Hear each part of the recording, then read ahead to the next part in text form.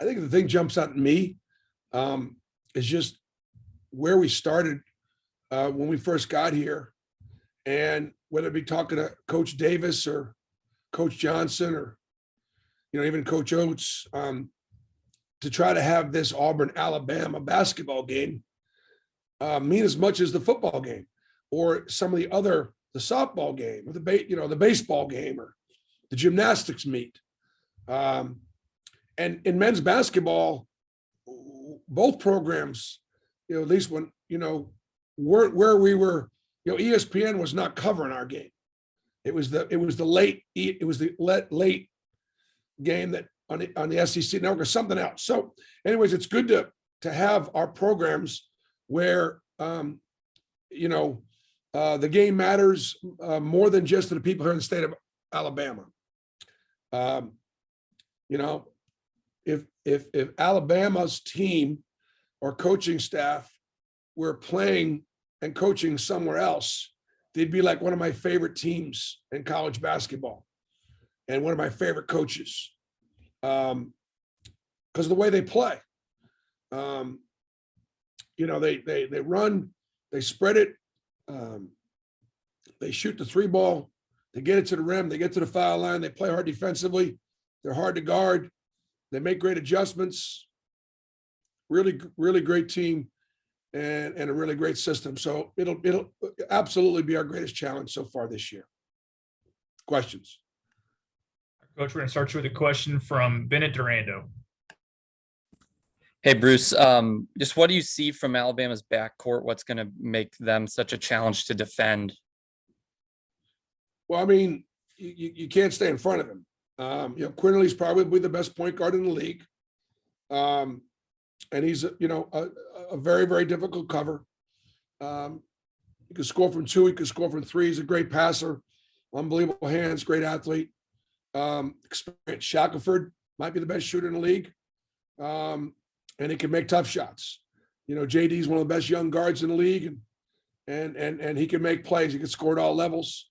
And Ellis, right now, when you put his offense and his defense and his ability to get downhill and everything together, he's playing as well as any of them. So arguably, great combination of maybe, four of the best guards on one team. All right. Next is Jordan Hill. Bruce, I think you've talked a little bit about Jalen and how he's come off the bench, but just what have you seen from him, not only really accepting that role, but like we saw on Saturday, really making the most of it? It was great game for Jalen. Jabari for the second game in a row got in foul trouble. I think obviously, look, every coach will game plan a way to try to take out the opponent's best player, get him in foul trouble. And so Jabari only plays 20 minutes against Florida. And as a result, Jalen stepped in. If you combine the position, if you combine Jalen Williams and Jabari Smith's numbers, I think we have the best four-man in the country. That's a strong statement, but I don't think anybody can put those two guys out there and have a better player at the position than Jabari Smith and Jalen Williams. In this day of the transfer portal, it bears repeating that when a guy like Jalen Williams, who's heading into his junior year, sees a guy like Jabari Smith coming in at his position, he transfers. But Jalen Williams is an Auburn man and not afraid of the competition. We're going to try to compete to maybe move Jabari to a different position or himself move to a different position. Last year, Jalen Williams played a lot of five for us last year. But we've got Walker Kessler, Dylan Cardwell, and Stretch. We've got 3 5-men. So Jalen has not been able to play nearly as much five. And that's why Jalen's minutes have been cut back some. But that doesn't make his contribution to this team any less significant. Last year, he might have been our very best player. He and Al were our two best players. But Jalen is a very important player on what's potentially a great team. And Jalen can score inside and out. He does a lot of things to affect winning. And he can play make. Jalen Williams can play make. And when we were attacking Florida's pressure, getting the ball out of the point guard's hands and letting Jalen Williams and Jabari Smith play make was really good. All right, Nubias Wilborn.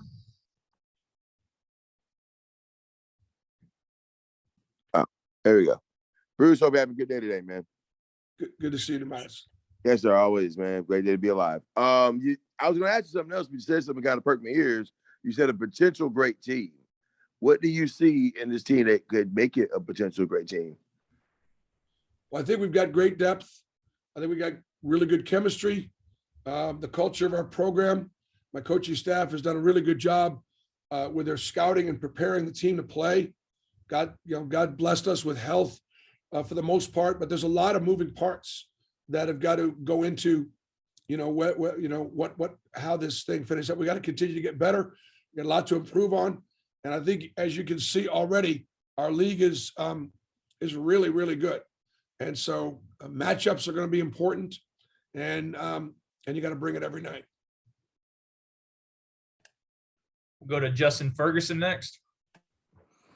Bruce, last week in both games, you guys didn't take very many threes. You shot well from three, but didn't take a ton of them. Still scored 80+ in both games. What does it say about this team that you guys are able to have this kind of offense where you can put up a lot of points without necessarily relying on the three as much as y'all used to in the past? Well, I think a lot of it just depends on what the defense gives you. Florida and South Carolina both.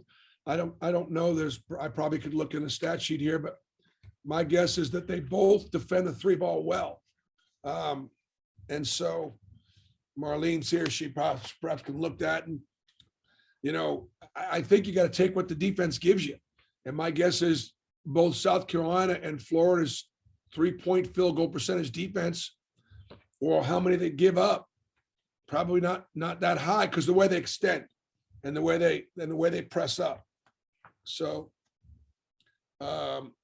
Florida's fourth in 3-point field goal percentage defense, and South Carolina's in the middle of the league. So I think part of it, just take what the defense gives you. We didn't go into that game, trying not to shoot it.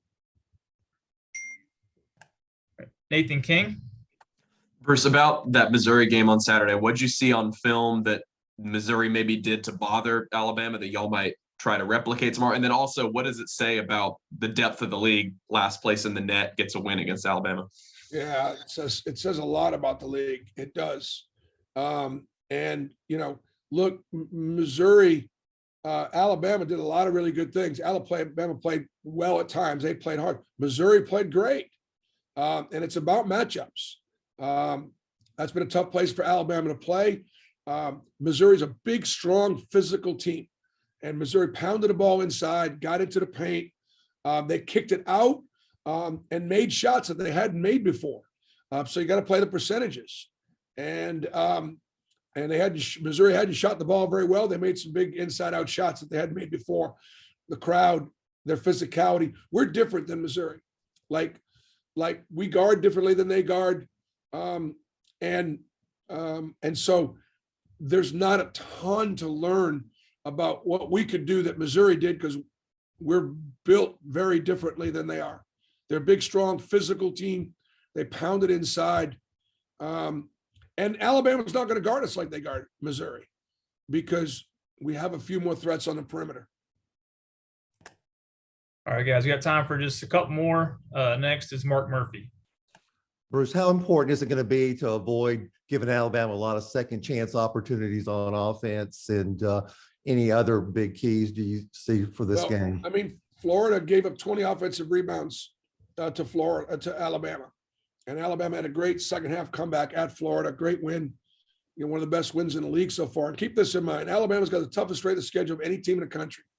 Alabama owns two of the best wins in college basketball, in beating Gonzaga in Seattle and beating Houston.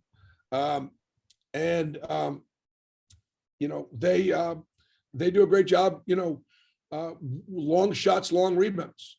And so, they may not possess every 50-50 ball, but they keep them all alive.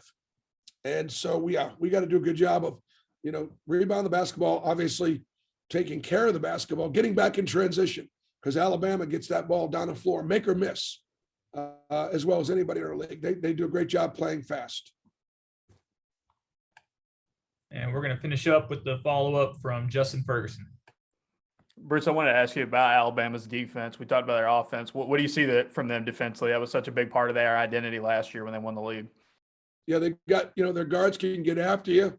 Bediako protects on the inside.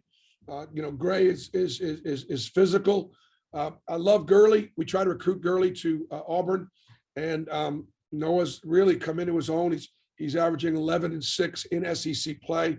I think he's a lot. He's not Herb Jones, but he does some Herb Jones like things, so Alabama is. They do a great job with their ball screen defense. They impact you. So, obviously they're known for their offense because of how dangerous they are from three and at the rim, but they can also defend as well. Talking a little trash on the field? Yeah, we get it. Trashing the state with litter? That's terrible. Keep it clean. Keep Alabama beautiful.